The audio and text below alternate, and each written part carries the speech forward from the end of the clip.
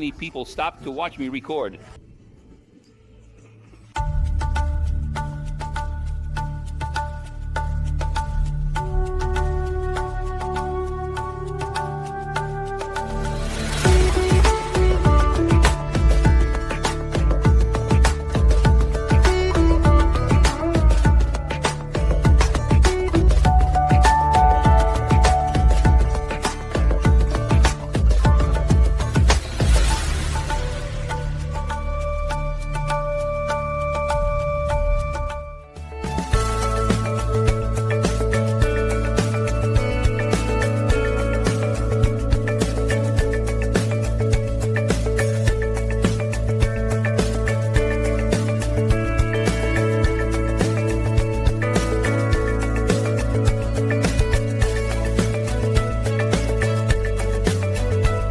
I'm at the Royal Palace, or City Palace, in the city of Jaipur. Jaipur. Jai Singh II was the founder of this city in 1727. And Pur, this ending Pur, means Hindu. So all the cities you see here in the region that end with Pur are Hindu cities. Now, cities that end with Bad are Muslim cities. It's interesting to know this when you visit here. So, this is the Royal Palace. But is there still a king here in India? Well, let's visit the palace first, then you'll find out whether there is or not.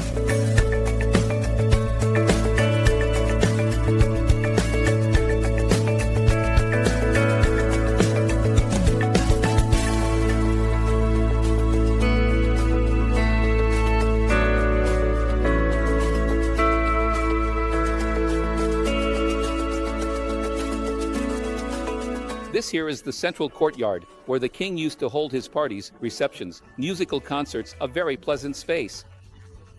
And here, what really catches our attention are the 4 doors in this place, in this courtyard, which are beautiful. The Peacock Gate, the Lotus Gate, the lotus flower is sacred in Hinduism, the Rose Gate, and the Green Gate. We can also still see part of the palace where the king still lives, although he doesn't actually live here. He studies in London and is only 19 years old. Now you might be thinking, how come there's a king? India isn't a monarchy anymore, right? It's a republic now, and its independence was on August 15, 1947. But the people who live in Jaipur still hold the royal family in high regard and call him king. If you're enjoying the video, go ahead and leave a like, subscribe to the channel, and hit the bell to get notifications for new videos.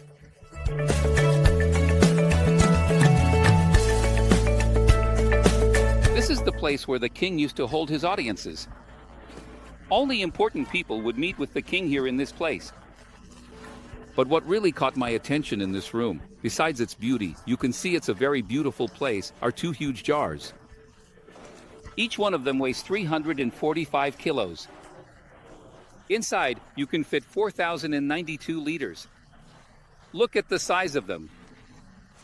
Now, why are there these 2 jars?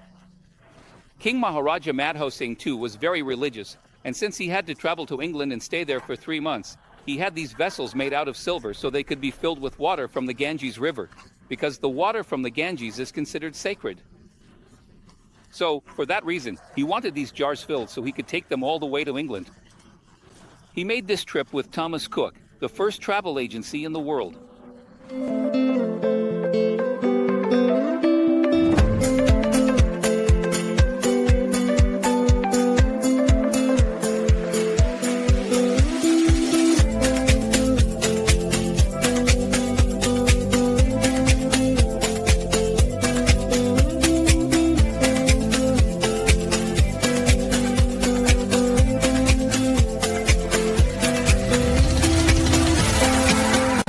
I've just arrived at the Palace of the Winds, a place built for women, so they could stay here and hold their festivities, so they could gather together, since they were forbidden from walking in the streets.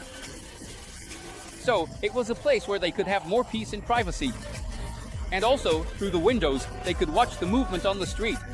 The only person who could enter this place besides the women was the king. Pretty clever guy, huh? Now, why am I sitting here in this spot? Tasty? Today it's extremely hot in the city, and here I can feel a really nice breeze. That's why it's called the Palace of the Winds. There are 953 windows, and when they're open, you feel the wind coming in from all sides. That's 24 hours a day.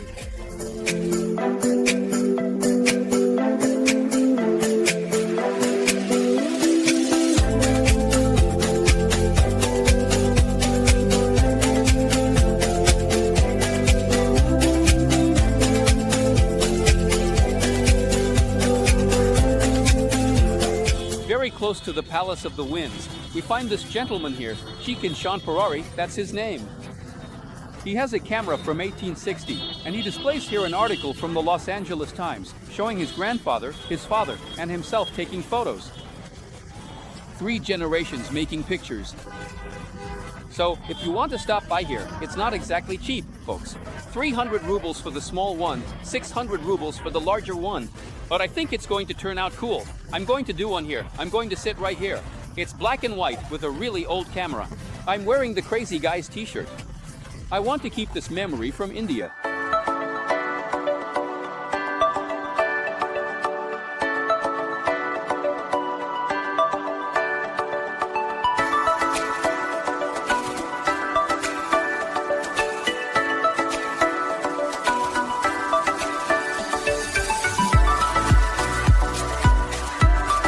The big thing here is that it's one shot, just a single take. And I don't know if it's going to turn out well. No, because he said it, now I don't even know what to do. Let's see if at least my face looks good. And he's going to develop it now. It takes about 5 minutes. He can actually develop the photo right here in what he calls the darkroom. The darkroom inside the machine itself, guys, it's amazing. I remember when I was a kid, we used to take photos like this for passports. Of course, it wasn't in a machine like this, right? But it was like this. We didn't have the chance to keep reviewing the photo like we do today. You take a picture. If you don't like it, you do it again and the person prints it. Back in my day, it was like this. If it turned out well, great. If it didn't turn out, you were out of luck. So now let's wait and see how my photo turns out.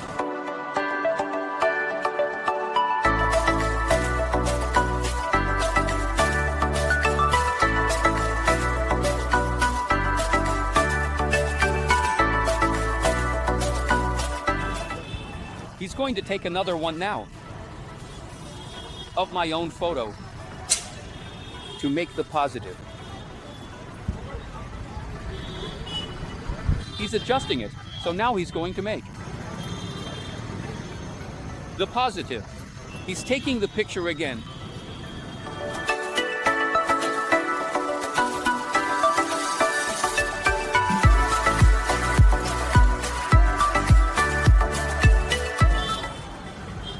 Actually, I think my face doesn't look bad. This is the positive. It's coming out. Let's see. There it is. Look. We have the positive. We have the positive and we have the negative. Now, let's see what this guy is going to do to make the photo look cool. Man, I thought my photo would turn out worse. Let's see now. Look, he has both of them here mixed together.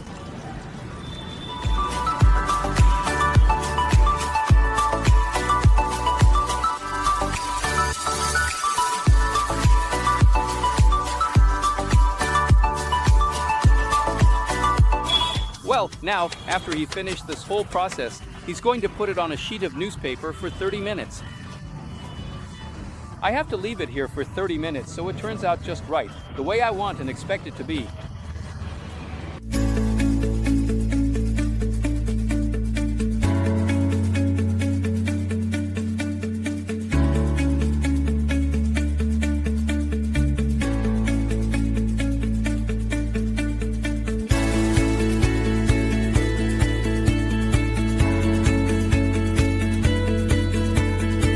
Jantar Mantar, now it's my turn. Jantar means instruments, Mantar means calculations. This is an observatory that was inaugurated in the 18th century with 17 instruments where you can combine science and mathematics.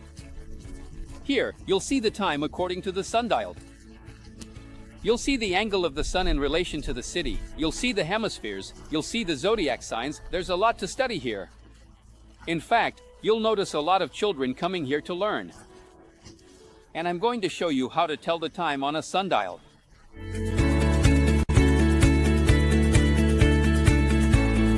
minutes.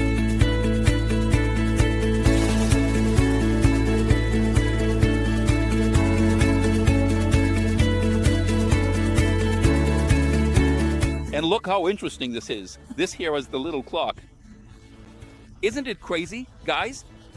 A small clock that tells time using the sun. It works simply with sunlight. And each of these plates here represents an hour, divided into 4 parts, 15 minutes each.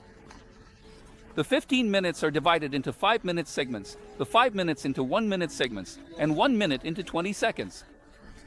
So this is really interesting. We can know exactly what time of day it is.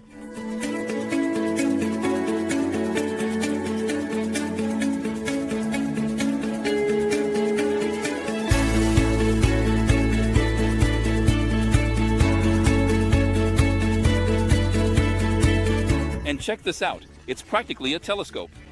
You sit here, look through this, and at night you can see the North Star. When this astronomer set it up, he knew the exact tilt had to be 27% to precisely spot the North Star.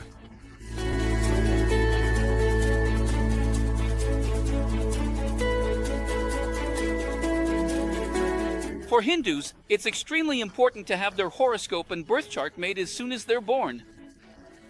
Without that, they don't even have a name, just so you have an idea.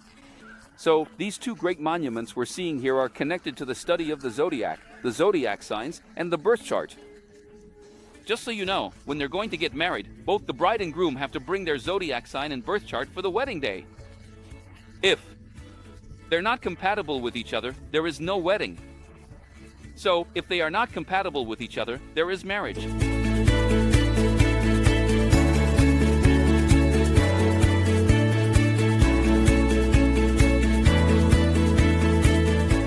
If you thought that clock was amazing, you haven't seen this one yet, guys. This is the largest sundial in the world. There are 48 plates, each one divided into 15 minutes. And you can see the precision here is much greater than the other one, because there, each minute is divided into 20 seconds. Here, each minute is divided into 2 seconds.